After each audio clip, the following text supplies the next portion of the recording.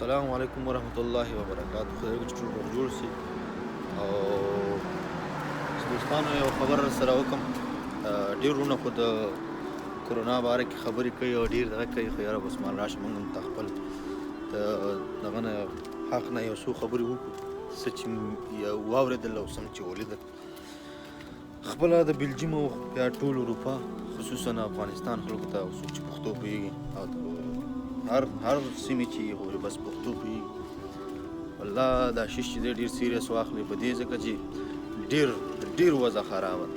مونږ اول دلته په بلجیم کې چې ډېر لږ خلک چې مو مریضان وو، سهار چې پاڅېدم نوی نتایج چې مو ولیدل نو څه 400 ته رسېدل.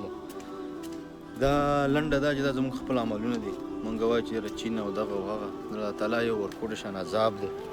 په دې کې زیات عالمان او زیات دغه چې دي وایي چې یاره بس عقیده او ایمان او دا مونږ هم اول ویل، خو اوس دا شي ډېر زیات سیریس شوی دی.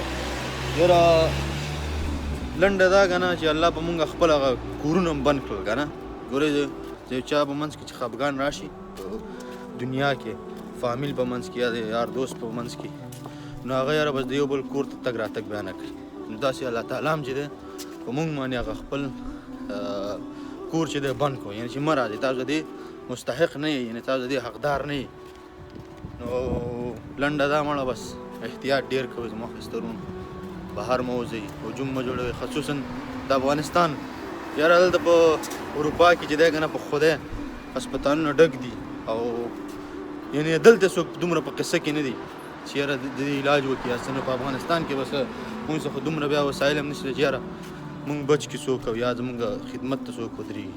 خو نو الله دې غیبي خپل رحم او کرم وکړي. بس خپل رب راضي کول پکار دي او باید خپل رب راضي کړو. یار لنډه ده زمونږ نه الله ډېر زیات خفه دی، خصوصا اول به خپل ځان نه شروع کړو بیا به د نورو خلکو ته. نو کوشش وکړئ مړه به زما پښتنو ډېر زیات احتیاط وکړئ. مونږ بیا ګوره په اروپا کې یې که نه، په اروپا کې چې دلته مثلا بیا درته ښه خپله پته ده چې هغه جنازه هم بیا نه میلاویږي، بس سیزي ته پوه شي. لنډه ده چې سیزي م اوري. او افغانستان کې خو بیا دومره وسایل نشته دی یاره چې مونږ بیا دومره څوک زموږ خدمت ته ودرېږي بیا زمونږ هغه وکړي.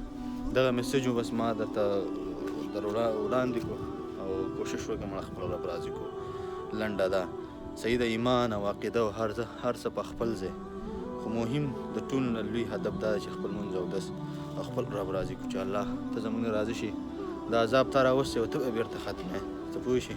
صحیح د مونږ مسلمانان خو بیا م خپل رب ته متوجه شو. دا کافر ځای دی په دوی باندې دا راغلی دا هم د خدای بندګان دي، دوی به چا ته متوجه شي. مونږ باید خپل رب راضي کړو په خپله. نن نه به انشاءالله کوشش کوو چې اول احتیاط به کوو او بیا به خپل رب راضي کوو او الله دې مونږ له د عمل کولو توفیق راکړي. او بس نور هم په خدای سپارم. السلام علیکم.